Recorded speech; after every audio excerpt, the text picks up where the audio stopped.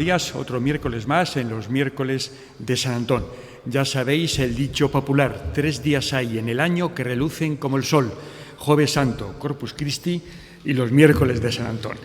Ya sabéis lo que son, encuentros sociales, culturales, científicos, deportivos, religiosos. ¿Para qué? Para que esta casa se convierta en la casa de todos, no en la casa de las puertas abiertas, la casa sin puertas, para los que creen, para los que no creen, para todos, convertir la Iglesia en el meeting point de todos.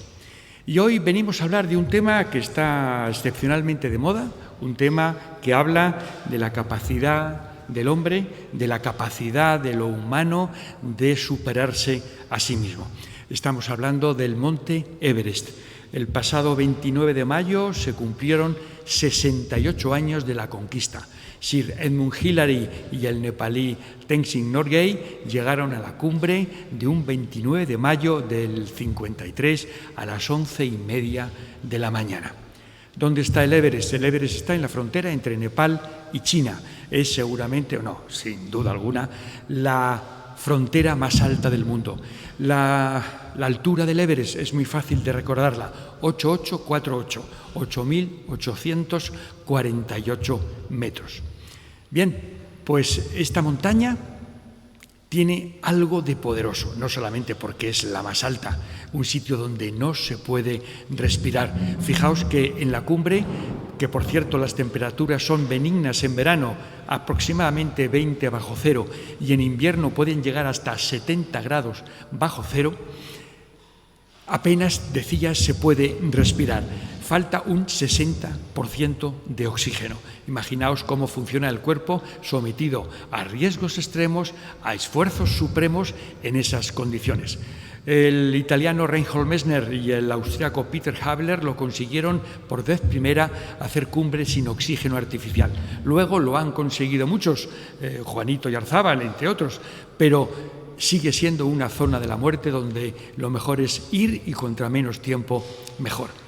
¿Por qué el Everest es lo que es? ¿Por qué se ha convertido en el símbolo de la conquista, de algo, el objetivo supremo para conquistar? Pues porque es lo más alto. Ya sabéis que el mundo lo mueve la curiosidad y el Everest, el punto más alto, es fundamental. Hay otras montañas que desde el punto de vista técnico son más atractivas. Voy a poner, con permiso de nuestro invitado, por ejemplo, pues el K2, las caras sur de la Annapurna o del Lhotse, el Gasherbrum IV, que no es un 8000, pero es de extrema dificultad. No. El Everest se ha dicho de él que nace cuando todas las montañas mueren. ¿Por qué se llama Everest? En homenaje a Sir George Everest, el topógrafo de Su Majestad la Reina, el topógrafo imperial, y el nombre se le puso por su apellido. Pero en realidad en Nepal se llama Sargamata, que creo que es la frente del cielo, o para los tibetanos Chomolungma, que es algo así como lo más alto, la cumbre de la reina del... La diosa madre del universo. Bueno, pues, ¿a quién hemos traído para que nos hable del Everest? Sin duda alguna, el mayor especialista, que acaba de terminar un libro no publicado todavía sobre el Everest. Sebastián Álvaro, amigo personal, nació en Madrid en el año 50 y desde entonces, desde pequeño, su atracción por las montañas ha sido irrenunciable, irresistible. Desde entonces, bueno, voy a hablar simplemente de Al filo de lo imposible, un programa que junto a los de Félix Rodríguez de la Fuente han marcado un hito en el documental en España y en el mundo. Fue el que nos acercó a la montaña, a los viajes de exploración, el que nos hizo movernos de nuestra zona de confort a un mundo de peligro. ¿Y sabéis lo que más me gusta de Sebas? Que a pesar del tiempo transcurrido sigue profundamente enamorado de lo que hace. Eso lo vais a comprobar ahora cuando os hable sobre el Everest. He compartido con él una experiencia extraordinaria en la Antártida.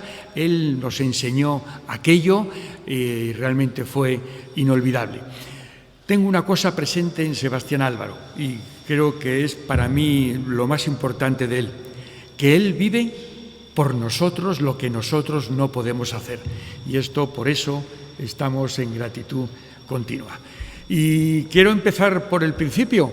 Sebas acaba de venir de Nepal, ha estado en Katmandú confinado por la COVID y lo ha pasado mal. De hecho, no todos habéis regresado todavía. ¿Cómo ha sido?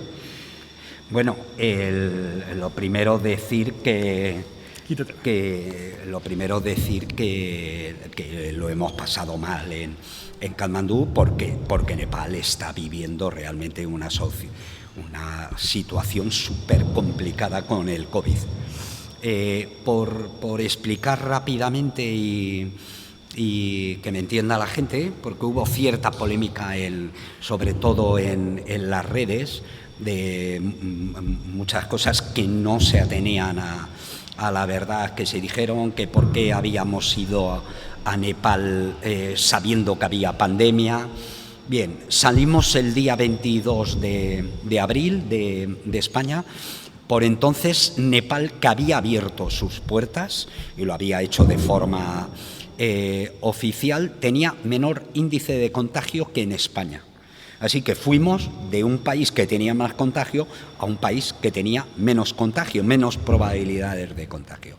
Eso por un lado. Y que cumplimos toda la normativa legal de España y de Nepal para poder hacer el viaje. Así que Nepal nos pidió un visado, nos pidió una PCR negativa y nos pidió una cuarentena de unos días al llegar a Katmandú, que lo hicimos, y luego nos pusimos a caminar por el monte.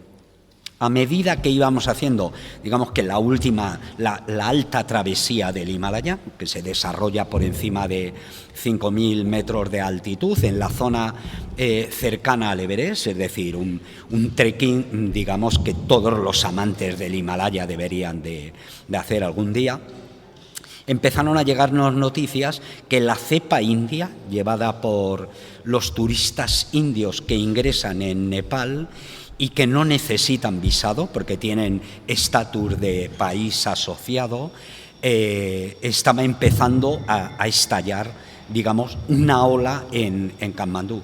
Cuando nos dimos cuenta, nos enteramos, porque en algún punto teníamos conexión de teléfono, lo que hicimos fue adelantar el final del trekking e irnos a Katmandú, donde nos confinamos.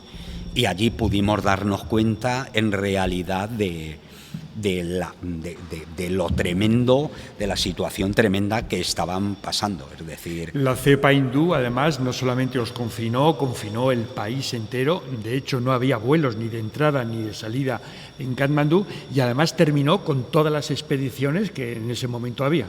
Menos la del Everest, que a mí me parece que esa es la clave para entender todo lo que ha pasado, porque el Everest, la agenda del Everest y del turismo en Nepal la imponen ahora mismo 3 o 4 grandes agencias turísticas, entre ellas Seven Summit, que probablemente sea la más conocida, y ahí en el Everest lo que hicieron es meter a 1.500 personas sin ninguna medida de seguridad, que yo creo que ha conllevado buena parte del problema. Pero en efecto, fuimos a Katmandú, que estaba cerrado. Katmandú estaba muerto, chapado, la policía por las calles pidiendo que la gente ni caminara. Se abrían los comercios de comida de 7 a 9:30, y luego no podías salir. Bueno, nos dimos enseguida cuenta que estábamos viviendo una situación muy apurada y sobre todo muy llena de incertidumbre. Primero porque estuvimos filmando para mandar imágenes que ya nos estaban pidiendo todos los medios de comunicación, pero sobre todo porque nos dimos cuenta que estábamos atrapados. Los vuelos en los que teníamos billete de vuelta a casa, se cancelaron, nos requisaron nuestros billetes, que fueron utilizados y revendidos para llevar a otra gente, por ejemplo, a Arabia Saudí. Así que me di cuenta, y lo hablé con mi compañero, con Juanito Oyarzabal, que o movíamos la situación en España o nos tiraríamos probablemente meses atrapados en Nepal. moverlo a nivel diplomático, claro. No... A nivel de comunicación y a nivel diplomático, sí. Y hay que decir que bajo ese punto de vista todo salió bien. Los medios de comunicación, los privados y los oficiales, como la agencia EFE, se hicieron eco y así pudimos trasladar a la opinión pública la situación de unos españoles. Seríamos 50 o 60 probablemente los que estábamos en Katmandú y alrededores, los que estábamos atrapados, con todo lo que eso incluía, que lo que incluía era la posibilidad de contagiarte un COVID en el peor sitio, en el peor momento del mundo. Porque Nepal es radicalmente un país pobre, muy pobre, con terribles deficiencias hospitalarias, de oxígeno, sanitarias, higiénicas, etcétera, etcétera. De todo tipo, pero sobre todo es que prácticamente no existe la asistencia sanitaria. Así que en contacto con la Embajada de España en la India y el Ministerio de Asuntos Exteriores, que hay que decir que tuvieron una conducta irreprochable, ejemplar, diría yo, me llamó la ministra de Asuntos Exteriores 2 días, en sábado y domingo, lo cual agradezco profundamente a nivel personal, pero sobre todo agradezco a nivel de que podemos sentirnos orgullosos de que estés en cualquier país del mundo, sabes que no te van a dejar tirado, y eso para mí fue lo más importante. Luego el dar forma a eso no fue sencillo, porque hubo que fletar un avión de Iberia que ya aprovechó para llevar 5.000 kilos de ayuda humanitaria a Nepal, entre otras cosas, lo que más necesitaban, que eran respiradores, oxígeno, etcétera, ¿no? Así que se hizo una doble jugada, que me parece que estuvo muy bien. Se puso un avión en el que nosotros, por cierto, tuvimos que pagar otra vez el billete de avión para volver a casa. Es decir, no fue con cargo al erario público. Nosotros, después de haber soltado 1.000 euros para ir a Katmandú, tuvimos que soltar otros 600 o 700 para volver a casa. Pero en todo caso, lo más importante fue la solidaridad. Y con esto ya termino. Yo llevo más de 40 años haciendo expediciones de alta montaña. He participado en más de 12 rescates complicadísimos de alta montaña en el que estuvo en juego la vida de personas, muchas de ellas que yo desconocía. Nunca pregunté a quién tenía que dar ayuda. Me parece que la compasión, me parece que la empatía es el valor radical, esencialmente humano, que consiste en, cuando vemos a gente que lo está pasando mal, les ayudamos. En este caso me sorprendió en las redes ver una minoría de gente muy vociferante, hay que decir, que nos reprochaba haber ido a Nepal, cuando no estaba prohibido ir a Nepal, que nos reprochaba el que pidiéramos ayuda y que contáramos a la gente que estábamos en un país pasándolo mal, y en el que decía cosas como, bueno, ahora os jodéis por haber ido ahí. Y me sorprende por 2 razones. La primera, porque es una obligación esencialmente humana dar ayuda sin preguntar a quién. Es la primera, y que es, por cierto, lo que he estado yo haciendo toda la vida, poniendo en riesgo, además, nuestro dinero, en el caso de que haya sido como lo fue, y poniendo en riesgo nuestras vidas, mi vida y la de mis compañeros que participaron en ese rescate. Por ejemplo, en 1999 bajamos del Nanga Parbat por encima de 7.000 metros a un colombiano, Volker Stalbon, que estaba gravemente herido y que si no lo hubiéramos bajado nosotros hubiera muerto. Y tuve que pedir un helicóptero en el que tuve que dar mi tarjeta de crédito para que viniera a buscarlo y demás. Nunca pregunté a ese tipo, nunca quién era. Simplemente había que hacerlo y lo hicimos. Y igual ocurrió con el frustrado rescate de un compañero de Alfilo, Juanjo Garra, en el Dhaulagiri, en el que enviamos un helicóptero. No logramos sacar a Juanjo Garra, que murió en la parte alta del Dhaulagiri y murió solo, pero logramos rescatar a otros 7 o 8 japoneses que estaban perdidos por encima de 7.500 metros. No volví a saber de ellos, ¿no? Así que me sorprende el grado de deterioro de civilización que tiene alguna gente como estos que estaban vociferando en las redes. Porque la solidaridad es el mayor grado de civilización al que puede aspirar un país, y me parece que el habernos traído de vuelta a casa, gracias, hay que decirlo, a la gran cantidad de gente que se movilizó en la opinión pública, al Ministerio de Asuntos Exteriores, a su ministra, que estaba al frente, a la Embajada de España en la India, al Consulado de España en Katmandú, y también gracias a Iberia, que puso un avión que nunca habían volado los pilotos a Katmandú, que tuvieron que estar una semana antes en un simulador en Madrid, volando virtualmente para poder sacarnos de allí. Bueno, a toda esa gente no tengo nada más que agradecimiento. Y eso demuestra el grado de civilización de una sociedad como la española. Y a los que no lo entiendan, no es necesario explicarles más. Lo que tienen es que alcanzar el grado de civilización que todavía no han alcanzado. Tendremos tiempo de hablar sobre la solidaridad de los países hacia los países como Nepal, fundamentalmente pobres. Antes has citado el Everest. El Everest quizás sea el logotipo, es la gran joya nepalí, es el polo turístico y cobra buen dinero por conceder los permisos de ascensión. Eso no empece el que no haya resuelto ninguna de las carencias gravísimas de Nepal. Pero el Everest ya no solamente es un símbolo respecto de Nepal, sino su conquista y los cambios radicales que se han dado últimamente creo que son sintomáticos de cómo está evolucionando la sociedad. Empezamos con el Everest. Perfecto. El Everest se consigue en el año 53. Fue el segundo 8000 después de la Annapurna de los franceses. Creo que el Nanga Parbat esto se consiguió en mayo, en julio, o lo consiguió Hermann Bull. El tercero, Hermann y al Bull. año siguiente, la cuarta, fue el K2. Pero, bueno, decir que la conquista del Everest fue el regalo de la coronación de la reina Isabel II.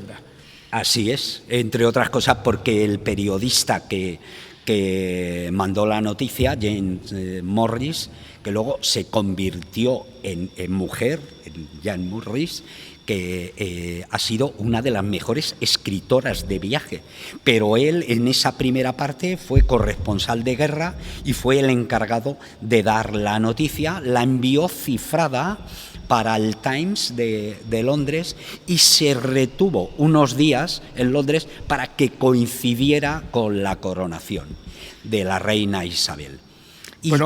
Perdóname, hemos corrido esto mucho, estamos hablando del 53 y el Everest y su cerco no empezó muchísimo antes. Eso es, pero sirve para explicar el interés de los británicos por el Everest, ¿no? Adelante. ¿Y por qué ese interés? Bueno, habría que decir que como otras grandes exploraciones, como por ejemplo El Dorado, lo que significó para la exploración de América, detrás de la conquista del Everest y del interés británico en el Everest, lo que subyacía era ni más ni menos que la exploración romántica de buena parte del siglo XIX y casi todo el siglo XX. Y digamos que el Everest no hubiera sido posible sin el Gran Juego. Y el Gran Juego es una especie de guerra fría que se desata entre los dos imperios emergentes de aquella época, que era el imperio zarista por un lado y el imperio británico por otro. Cuando se inicia, digamos, esta particular guerra fría, empieza muy floja, porque los dos imperios, las bases de los dos imperios están situados ni más ni menos que a 3.500 kilómetros de distancia. Así que Rusia está empezando a conquistar todo Asia Central y Siberia y hasta el estrecho de Bering, que terminará allí, mientras que los británicos empiezan a codiciar lo que van a llamar la joya de la corona, que es la India, ni más ni menos, ¿no? Así que empiezan a aproximarse y en 100 años esos 3.500 kilómetros quedan reducidos a 35 kilómetros. Y entonces lo que se percibe con claridad es que ahí ese va a ser el punto de colisión de los dos grandes imperios y se va a iniciar la Primera Guerra Mundial. Luego la Primera Guerra Mundial se va a iniciar por otra historia, por el atentado de Sarajevo, y lo que va a provocar es que Rusia y Gran Bretaña sean aliadas. Es decir, lo que estuvo a punto de ser una chispa termina convirtiéndose en otra cosa, pero entonces no se sabe. Bueno, en todo esa confrontación va a haber 100 años de exploración que para mí son no solamente la clave de la exploración moderna, sino sobre todo de una serie de tipos, y digo tipos porque en su gran mayoría fueron hombres, aunque hay varias mujeres que destacan, como Alejandra de Vignil, ¿no? por el Tíbet, por Lhasa, por muchas razones, que lo que van a hacer es descubrir ni más ni menos lo que un geógrafo alemán llamó la geografía indomable del mundo. Es decir, las montañas más altas, los ríos más importantes, quitando el Amazonas y el Nilo, ahí se encuentran, el nacimiento de los grandes ríos, los grandes desiertos de la Tierra, como el Taklamakan, y eso lo va a llevar a cabo un puñado de gente, muy poca gente, que son exploradores muy reconocidos, que en buena parte, en buena medida, tanto rusos como británicos, y algún sueco, y algún italiano, y algún francés, y algún norteamericano, noruegos, pero que fundamentalmente esa batalla la van a librar rusos y británicos, ni más ni menos que por el control de buena parte de Asia. Bueno, estamos en 1900, después de la Primera Guerra Mundial, que terminó, como sabéis, a las 11:11 del día 11 del mes 11 de 1918. Bueno, pacificada Europa, sueltan los galgos y a ver quién corre más para conquistar políticamente más. La primera expedición al Everest seria corresponde a los británicos, pero por Tíbet, por el norte del Everest. Sí, justo ahora hace 100 años. 100 años. Hace ahora justo 100 años. Hay que decir que los británicos, que ya tenían interés anterior, como hemos contado, tienen que pararlo por la Primera Guerra Mundial. La Primera Guerra Mundial no acaba en el 18, acaban la confrontación en el 18, pero el Pacto de Versalles alarga casi 6 meses. Los británicos tenían pensado ir en el 19, pero no pueden ir porque la mayoría de sus candidatos a esas expediciones todavía no les han licenciado de la guerra. Cada uno de ellos, como Mallory o como Arthur Wakefield o Somerville, siguen en sus lugares. Así que a partir del 19 se pone en marcha, digamos, el interés británico por hacerlo realidad. Y eso se abre con un punto clave, que es que nombran a Francis John Husband presidente de la Royal Geographic Society. Este tipo, que es uno de los grandes aventureros, para mí uno de los 4 grandes aventureros de Asia, que podrían ser Francis John Husband, Thomas Montgomery, el que va a cartografiar todo el Karakorum, el sueco Sven Hedin y el británico Aurel Stein, que son los que nos van a abrir las puertas de lugares, no solamente de lugares, sino de accidentes geográficos y lugares como las cuevas de Dunhuang, las cuevas de Mogao, que nos van a hablar del budismo más antiguo, de pergaminos que se remontan a los orígenes prácticamente de la humanidad. Nos van a dar una idea, no solamente una idea diferente del mundo, sino que nos van a mostrar el mundo tal y como es. Y una de las cosas que nos van a descubrir es el tercer polo de la Tierra. Es decir, los británicos, con una de las hazañas geográficas más importantes de todos los tiempos, van a cartografiar el subcontinente indio. Y lo digo porque hace unos meses nos contaban que la medida exacta del Everest es 8.848,68 metros, ¿no? Bueno, esto lo hicieron los británicos hace 100 años, ni más ni menos. Se fueron a orillas del mar y empezaron a hacer una triangulación de todo el subcontinente que les llevaría a las puertas del Himalaya y que está basado en una fórmula trigonométrica, que es que si conoces dos lados o un lado y el ángulo de un triángulo, eres capaz de conocer los otros tres lados y, por tanto, la altitud. Y en esas primeras mediciones lo que se descubre es que hay dos montañas que están muy por encima de todo lo conocido, que va a ser el Pico 9 y el Pico 15, que son lo que hoy conocemos como el Everest y el Kachenjunga. Al Everest le dan primero 8.817 metros, luego se van a ir a 8.840 y va a terminar teniendo 8.848. El Kachenjunga es la tercera cumbre de la Tierra, 8.600. 8.596 metros, sí. Con lo cual, como dice el topógrafo general, dice, en caso de confirmarse, estaremos hablando de la montaña más alta del mundo. Y de repente surge el Everest como el tercer polo, es decir, como el gran reto que queda pendiente. Hay que ponernos en situación. Estamos después de la Primera Guerra Mundial, estamos hablando de 1919, para entonces Robert Peary ha dicho que ha ido al Polo Norte, hoy sabemos que no es cierto. Que no es cierto. Pero entonces se creía que sí, con lo cual el Polo Norte te lo han chiflado, te lo han robado, después de haber dejado 200 personas en el camino como Franklin, ¿no?, en el paso del noroeste. La gran tragedia de Scott, que es una tragedia que pone de manifiesto el orgullo nacional herido de los británicos, porque a Amundsen le ha robado la cartera a Scott y ha llegado antes al Polo Sur. Así que de repente el Everest se convierte en la espina que nos podemos quitar. Porque sí, además hay un prurito de ver quién lo hace. Lo estamos viendo estos días. Una nave en Marte es un éxito de los Estados Unidos y a los 2 meses los chinos han hecho esto lo mismo. Aquí está China. Entonces existía exactamente... vamos a ser nosotros los que pongamos el pie en ese tercer polo.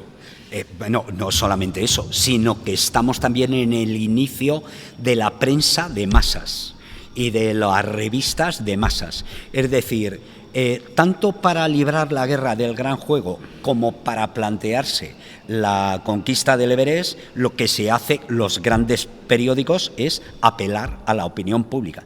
Tienes que ganarte a la opinión pública para hacer esto. Y muy pronto, lógicamente, igual que ahora, los políticos se dan cuenta de las ventajas que tiene tener la opinión pública de tu parte. Así que se apela, por un lado, a la opinión pública, pero también, por otro lado, y en este caso los británicos, lo que van a hacer es una serie de expediciones, 3, que son en 1921, en 1922 y en 1924, se organiza un plan, digamos, a 3-4 años vista, que tiene como finalidad escalar la montaña más alta del mundo, que ya ha sido rebautizada como el tercer polo. A todo esto, claro, hoy cuando hacemos o intentamos una expedición sabemos dónde vamos, por dónde vamos, cómo llegar, cómo acceder, la vía, tenemos información gráfica, mapas. Entonces no había nada. Llegaban los franceses a la Annapurna y no sabían Annapurna o Dhaulagiri, no sabían, venga, la Annapurna, que parece más sencillo, pero tuvieron que inventarse la ruta. Entonces, apenas descubierto dónde estaba el Everest, se meten con él. Sí, bueno, no solamente eso, sino que no saben dónde está el Everest. Han visto una montaña a 150 kilómetros de distancia, que reluce, que han hecho varias mediciones, ya sabemos que está por encima de 8.800 metros, ya sabemos que es la montaña más alta, pero no sabemos cómo ir. Y hay mucha diferencia entre las expediciones de después de la Segunda Guerra Mundial de las de después de la Primera Guerra Mundial. Y la diferencia es una diferencia tecnológica, abrumadora, que es lo que deja la Segunda Guerra Mundial, es aleaciones como el aluminio, con lo cual los piolers, los crampones son más ligeros, todo lo que tiene que ver con la ropa, porque ya tenemos plásticos, con lo cual son mucho más ligeros, nos libran del frío, y sobre todo las bombonas de oxígeno ligeras y fiables. Esa diferencia es abrumadora para entender que de 1950 a 1964 se escalaran las 14 montañas de mar de 8.000 metros del planeta. La primera era Annapurna, la última el Dalbajiri. No, el Sisapakma. El Sisapakma. Los chinos se dejan para sí, no dejan entrar en el Tíbet, bloquean el Everest por el norte y bloquean el Sisapakma, que es la única montaña de 8.000 metros que está enteramente en el Tíbet y que también los chinos tienen orgullo herido, y además estamos hablando de la época de Mao, de la revolución cultural, en fin, es otro apartado solo para hablar de... 3 años, 1921, 22 y 24. Recuerdo una foto del grupo expedicionario en el campamento base, todos con camisa y corbata. Eso es. Por cierto, en el año 2000 y 2001, Alfilo hace 2 expediciones al Everest que van a tratar de ni más ni menos de que Juanito Oyarzábal se convierta en la tercera persona en el mundo en escalar las 14 montañas de más de 8.000 metros sin bombonas de oxígeno. Ya hablaremos de lo que es la discusión de por qué bombonas de oxígeno, sí o no, pero vaya por delante que el objetivo que tenemos en el año 2000 es reproducir la expedición de Mallory de 1924. Y para eso lo que hice es ni más ni menos que poner un camión en el campo base chino, en Rongbuk, con 500 kilos de material de atrezo para vestir a 9 personas, tal cual están en esa fotografía a la que te refieres de 1924, en la que lo que van es con trajes de franela, van con gabardinas Burberrys, bufandas y Salakov. Es decir, es tan impresionante a nivel mental y a nivel práctico lo que supone enfrentarse a una montaña como el Everest en esas condiciones, que cualquiera que intente comparar a la gente que vamos ahora a las montañas con esos pioneros, hay que decir que no tienen nada que ver. Aquellos personajes que parecen extraídos, por cierto, de una novela de Kipling, aquella de El hombre que pudo reinar, ¿no? Son personajes extraídos de una película en el que son aventureros completos, porque lo que sorprende ahora mismo al leer libros de hace 100 años, sorprende ver lo poco que sabíamos de Asia. Desconocíamos todos.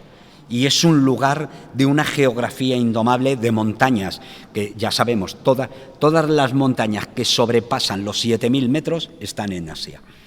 Y entre 7.000 y casi 9.000 metros del Everest es otro mundo. Es otro alpinismo, es otras condiciones a las que hay que enfrentar. Y esa gente iba a pecho descubierto, iban con algodón, con lana, que son prendas que funcionan.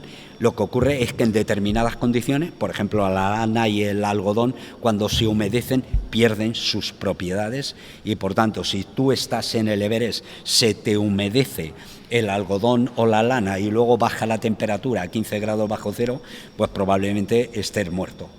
Pero lo más sorprendente de estos tipos es que son los últimos románticos. Y este es el apartado que a mí me interesa más. Me interesa en el sentido de, es gente que de repente está redescubriendo la naturaleza y está redescubriendo el mundo. Estos exploradores románticos que están en el Everest y que, por cierto, son militares, son espías, son pintores, son médicos, son aventureros completos, son capaces de operar a un tipo, estar 6 meses intentando el Everest, jugándose la vida, y luego en lugar de venirse a Londres a aceptar un puesto de cirujano en el principal hospital de Londres, se quedan en misiones en la India operando a la gente que puede ayudar, ¿no? ¿Y por qué van a las montañas, como dijo Irving? Porque están allí. No había otra razón, están allí, le llaman. Bueno, y porque les impulsa el corazón y la razón al mismo tiempo. Quieren descubrir cómo es el punto más alto y quieren ser ellos los que están allí. Vamos a hablar de la expedición del 24, la polémica expedición del 24, porque tiene su relevancia. De hecho, no sabemos todavía si tuvo éxito o no. Bien es cierto que una expedición victoriosa es la que retorna al campamento base con todos sanos. No fue el caso. La duda que queda es si Mallory e Irving hicieron cumbre antes de morir o no. Bueno, ahí está. Por cierto, la gente interesada en esto se va a tener que esperar a septiembre, que voy a publicar un libro que se llama Everest 1924, el enigma de Irving y Mallory, ¿no? Pero voy a contestar a tu pregunta, ¿no? En 1921 el objetivo de los británicos no es subir a la cumbre del Everest, es descubrir dónde está la montaña. Y para eso van a hacer una expedición que dura casi 6 meses, en la que entran al Everest por el Tíbet dando la vuelta, es decir, entran por la India al Tíbet. Para eso Francis John Husband ha invadido el Tíbet en 1903-1904, ha obligado al Dalai Lama a firmar un convenio con los británicos en el que básicamente lo que ahí ponen es que los rusos no pueden entrar en el Tíbet, con lo cual los británicos se aseguran que esa frontera no van a tener al oso ruso acechándoles. Pero al mismo tiempo firman un permiso para que dé expediciones, para que dé permiso a los británicos a escalar el Everest, que están reacios, porque en efecto para los tibetanos el Everest es el Chokmolungma, es la diosa madre, es una diosa. Y lo ven con ciertas reticencias y les imponen algunas cláusulas. Una de ellas es que no puedan matar animales, que no puedan recoger plantas. Bueno, a pesar de eso, los británicos entran, sobre todo con la idea de hacer un mapa precisa del Tíbet, que les vale para ir al Everest, pero que les puede valer en caso de invasión rusa, ¿no?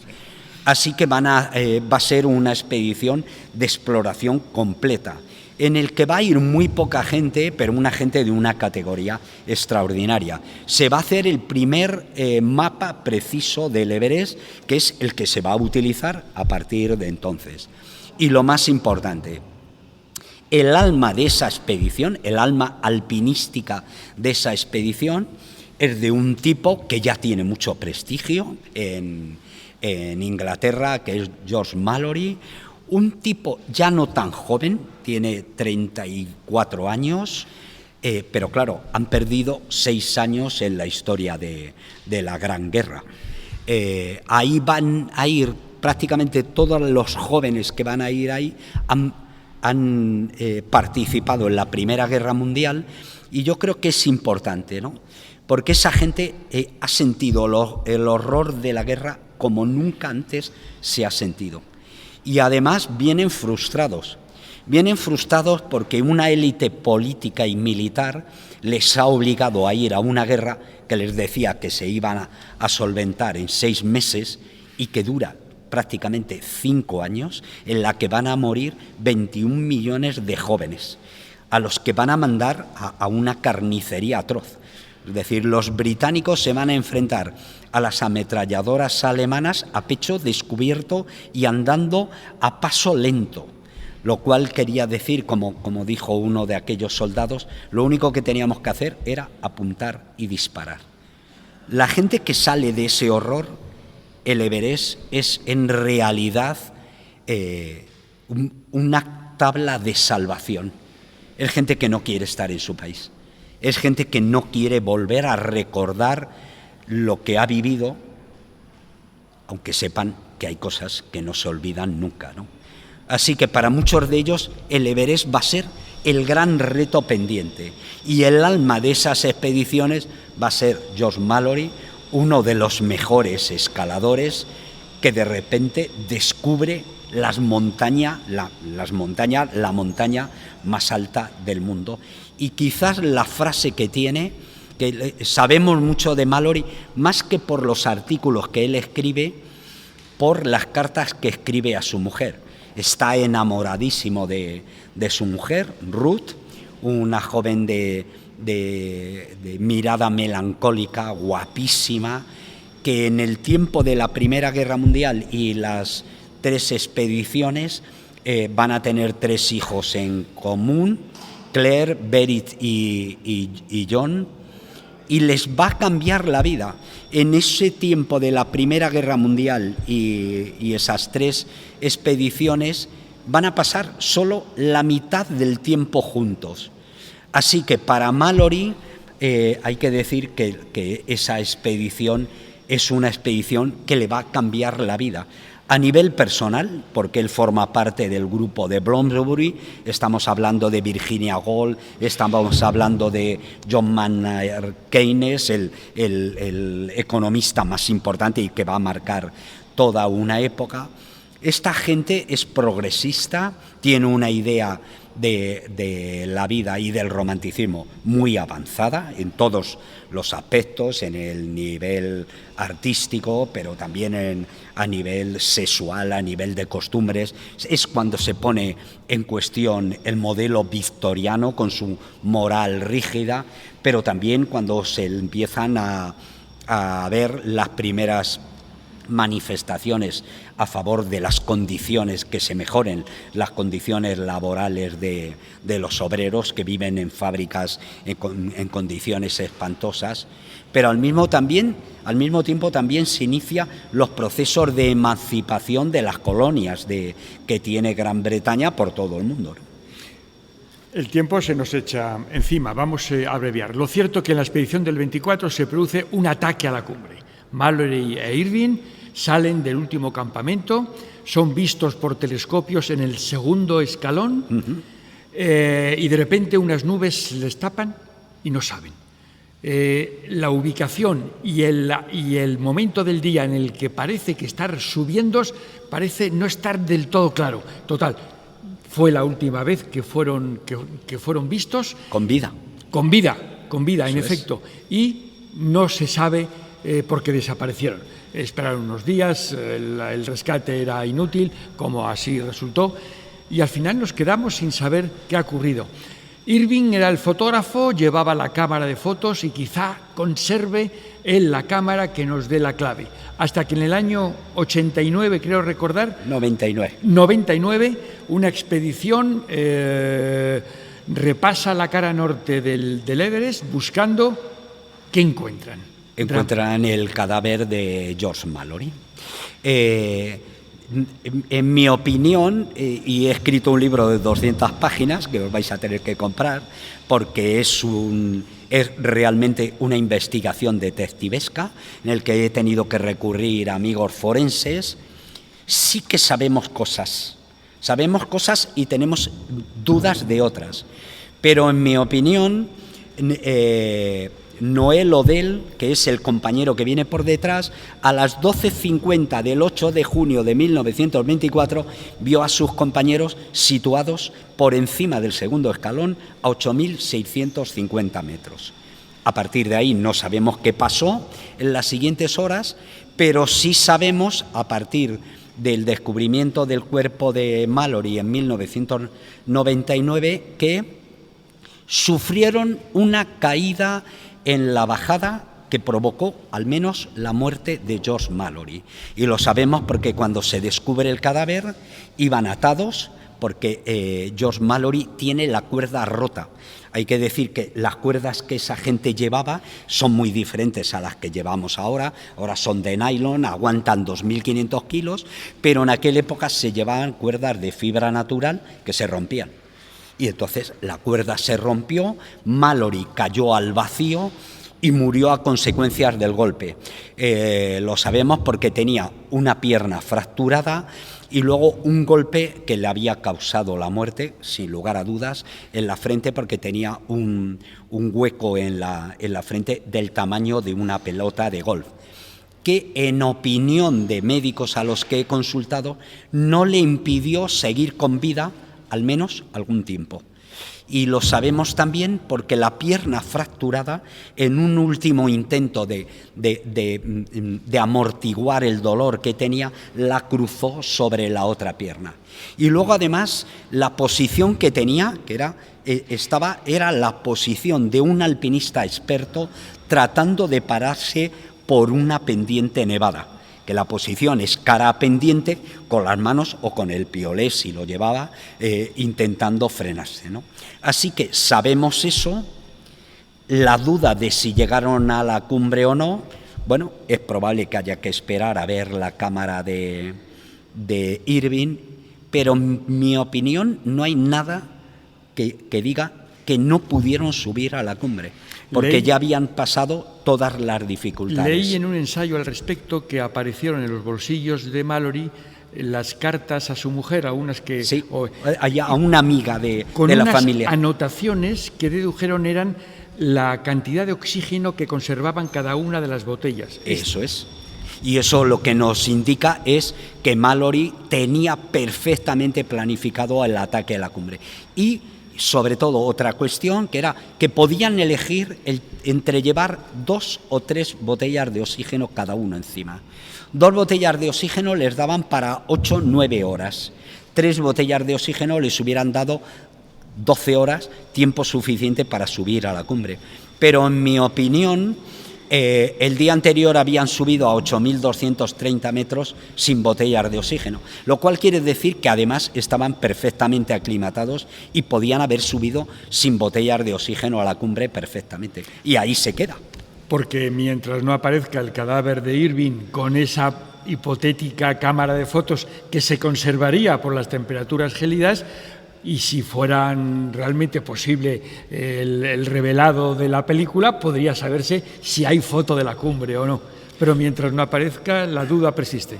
La duda persiste, pero hay que decir que persiste la duda y la no duda. Es decir, en efecto, a día de hoy no tenemos ninguna prueba de que Irving y Mallory subieran a la cumbre. Primero, en aquellos tiempos no eran nuestros tiempos.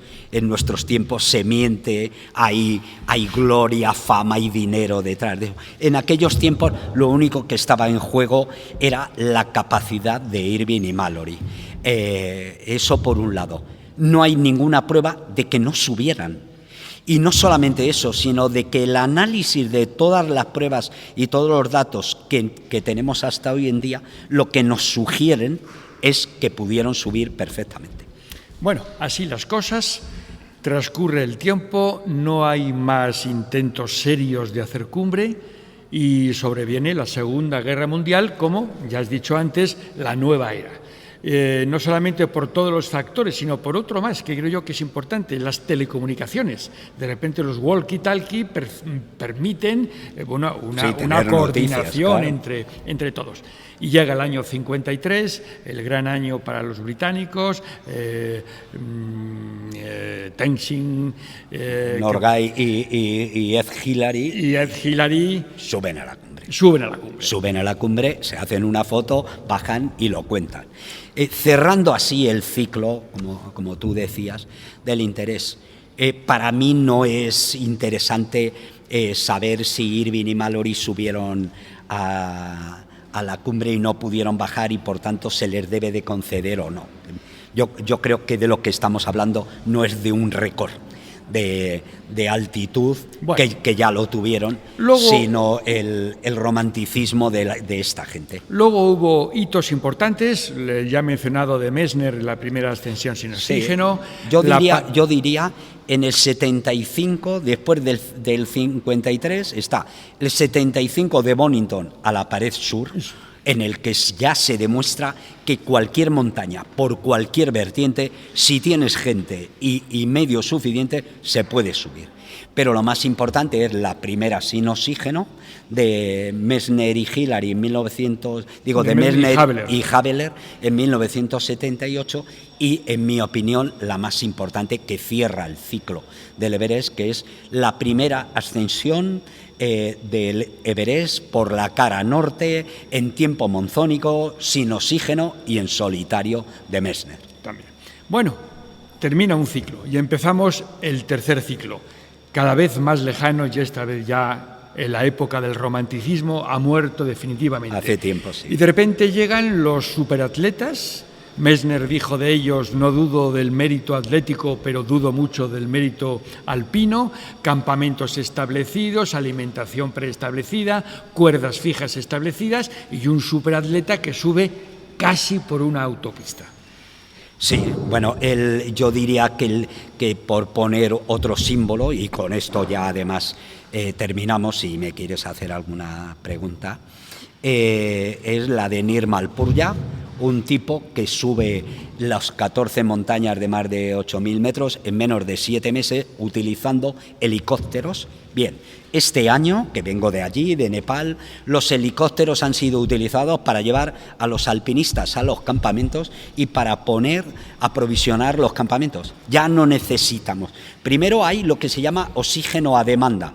Igual que se da el pecho a los niños a demanda, tú vas caminando por un sitio y cuando quieres una botella de oxígeno la vas a tener. Es una cuestión de precio.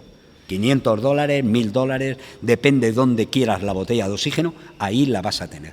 Vas a tener contigo siempre cuerdas fijas, campamentos establecidos y sherpas contigo, que algunos no solamente les llevan las botellas de oxígeno. El sherpa te lleva las botellas de oxígeno, hay un tubito y tú lo que llevas es la mascarilla, punto, ¿no? Sino que ahí además se han dado casos de que en los últimos metros el sherpa se echa al cliente a la espalda y lo sube a la cumbre. Pero este año lo que se ha puesto de moda es lo que se ha llamado helidoping. Es decir, tú estás en el campo 3, te falta alimentación y 2 botellas de oxígeno, viene un helicóptero y te deja allí tus botellas de oxígeno. ¿Del Himalaya? Eso es.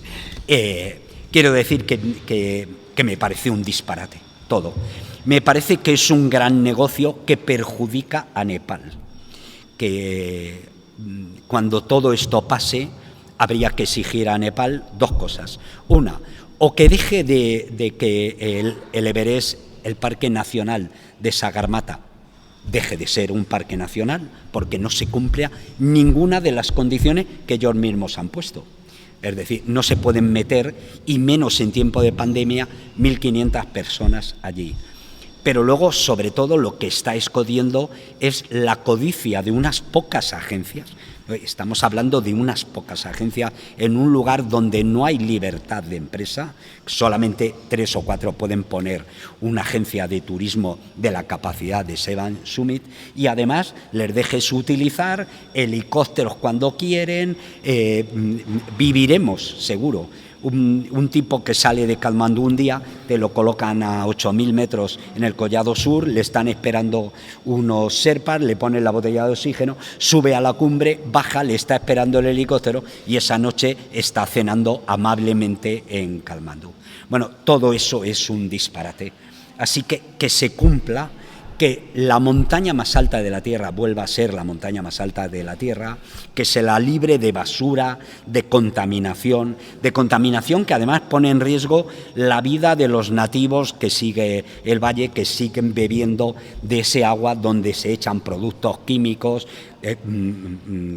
digamos, todas las aguas residuales, etcétera, ¿no?